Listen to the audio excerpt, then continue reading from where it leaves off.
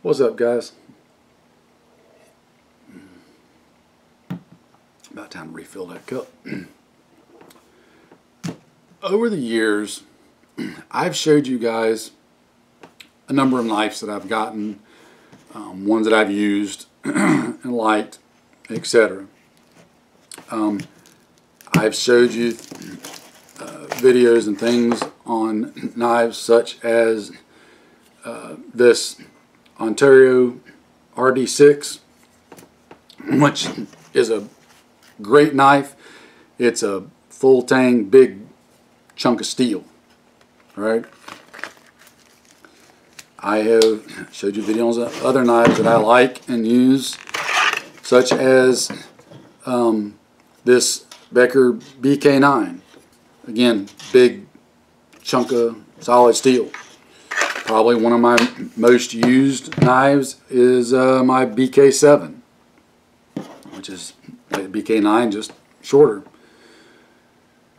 But recently, I've been out doing some training and stuff and talking with some of my close friends, some that are far more experienced and educated than me. We were discussing some things and I got to thinking and pondering. Now, oftentimes when I say I've been thinking about something, my wife will be quick to say, well, there's your first problem right there, you were thinking. If I just stopped thinking, I'd be all right. But that's neither here nor there for now. I've had and have a number of big fixed blade knives like that of various sizes. A knife is an important tool for the armed citizen to have. But which one? For what? What do we want it to do? You can go down a rabbit hole when it comes to knives that's like, it's literally the rabbit hole from Alice in Wonderland that you just think it just goes on forever and there's no bottom or end to it. You can dump a ton of money on knives. You get a good big fixed blade knife, you can dump anywhere from 70, 80 bucks up to $400, $500, $600. It's not hard to find and do. But I got to thinking, and part of this, I'm just going to give a plug here and throw it out, just to help with a little bit of context. My really, really close friend, Noel from Bishop 30 Solutions, shameless plug. We were talking and we had been out and done some training together and we were talking about knives, and he was commenting how all through his career as a Green Beret, his entire military career, from like time he started up through being a Green Beret and getting out, he pretty much used, and to this day still does use, the same two knives. And what he used and uses got me to thinking, hence our discussion that we were having on the topic.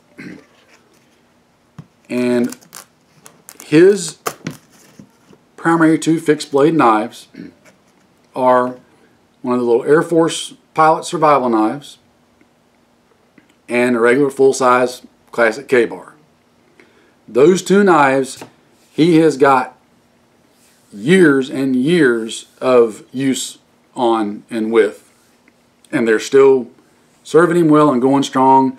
And the ones that he would grab today, if he had to strap one on and use it. And that got me to thinking. When I was young, and I mean just a wee lad, the very, very first fixed blade knife that I ever bought was this one. This is an actual, I don't see if that'll focus, there we go, an Army version of the K-bar. Yes, the Army did use these for a while. made by Camillus, back when Camillus Knife was originally doing these. Now, I don't know if you can look at that handle and that blade, but this knife, it's got some mileage on it. It's got some mileage and it's got some memories. Because from the time I bought it as a wee lad, all the way up to, including, and through my uneventful time in the military, and after, this was the fixed blade knife that I had and that I used. And just to date things a little bit, I used it and carried it in this old, original Eagle Industries nylon sheath. This was back when Eagle first got started and had an old black and white catalog out that you had to order stuff through the mail. That's how long I've had this and used it. And this knife has never let me down. It has done everything I have ever asked it to do. It cost me 5 stitches and tried to take off my finger. It's just been a workhorse, and I could still use it today, even as beat up as it is. I could hand it to one of my boys. Here, things are going to a bad place. We got to go do things. Here's a knife. And feel confident and comfortable in doing so. When Noel and I were talking, and he was telling me his experiences and him still relying on his old K-bar and Air Force pilot's knife, we were talking about the size of those two knives and the situations and things we would use them for and all that. And it got me to thinking. A good friend of mine, if y'all haven't ever checked out his channel, Ivar Bergman up in Alaska, for the longest time, 2 of his go-to knives were and are an Air Force pilot survival knife and a Gerber strong arm. Now, I've showed y'all before, I've got a Gerber strong arm, and it's literally one of the knives that I constantly find myself strapping on. For a knife of that size, there's 2 that I always grab. The strong arm, and I showed a video on this knife a long time ago, this little K-bar, it's one of the Mark I Navy knives. This one and the Gerber are really, really similar sized, and both of them are really, really similar sized to that little Air Force knife. He gravitates those a lot out in the Alaskan wilderness, and Ivar uses his stuff. My buddy Noel uses his stuff. Those Air Force pilot's knives, the strong arms, these little K-bar Mark II Navies, you can get all those for around 50 bucks or so, give or take. So where am I going with all that? Do we have to spend a ton of money on a big, giant, heavy hunk of steel? Or can a less costly knife do what we as an armed citizen need it to do? I think the answer is yes. So much so that I'm kind of retiring my old Camillus, and I picked up a newer regular K-bar from K-bar. This is a newer version. And I honestly think that as a combo,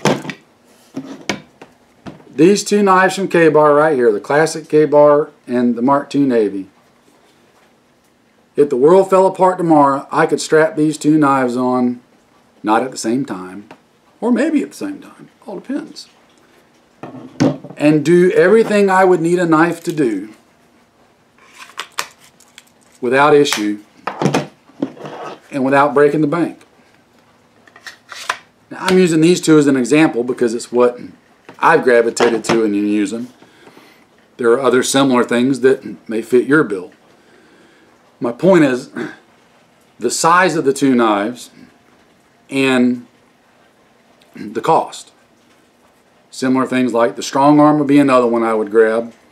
or that Air Force pilot survival knife. I know Ontario still makes them. There may be a couple other places. But think about those knives and how simple they are. They're not expensive. They're not fancy. But they will do what you need them to do. I think one of the ways we've kind of gotten off into the weeds is something like this Ontario or my Beckers, or they're great knives. They're absolutely great knives. But really the only thing this does that this won't do, is arguably two things. Number one, you might be able to baton wood with this a little better. But honestly, if it's at all within the realm of possibility, I'm going to have a small hatchet or axe with me to process wood with if I need to. I really don't want to do that with my knife. You can in an emergency, yes, but even in an emergency, I think you could get away with doing it with this one. The other thing that this does that these two and similar knives won't is if you needed to pry something with it. But that leads into the whole point of just to be able to use this as a pry bar, I'm adding a whole lot of extra weight and arguably cost to use it for something that knives really typically aren't intended to do. There's not a whole lot of situations where I would want to take my knife and pry something with. It's just too risky of damaging the knife, even a full heavy fixed blade like that. I'd rather have a small pry bar. And the fact that you can get little small pry bars now online for relatively cheap and toss it in your pack, why wouldn't you? So my point that I'm getting at is, don't hesitate to go back and use a simple, relatively inexpensive knife like just a good old-fashioned K-bar or pilot's knife or the K-bar Navy knife or the Weber strong arm or something along that size and such. Because the only thing this won't do really is the prying part, because it's a full tang knife, but it's a thinner, what's typically called, I think in the knife world, a rat tail tang. So it's all one piece of metal, but it's real thin through the handle. It's not full width like a full tang knife would be. So if you go to pry with it, you can risk bending it, right in here. I don't really want to pry with my knife anyway. I can do everything else with this, but pry. I can process food, I can cut cordage, I can cut whatever with it. I can take the pommel and whack a nut and crack it open. I can break a car window. Really, I can do everything with this except really the prying part. Think about it. Don't feel like you've got to spend a ton of money to get a good knife to fit in your setup as an armed citizen. I think some of the ones from K-Bar are really good values for the money. They hold an edge good. They're easy to resharpen when they dull, which all knives will if you use them. They're comfortable, etc. There's really not a true downside to them. So just some food for thought, guys. Wanted to chunk that out there to you, and maybe you can mull it around in the brain box. Maybe it's irrelevant to you. Maybe it doesn't apply to you. That's fine too. I'm just putting it out there for those that are.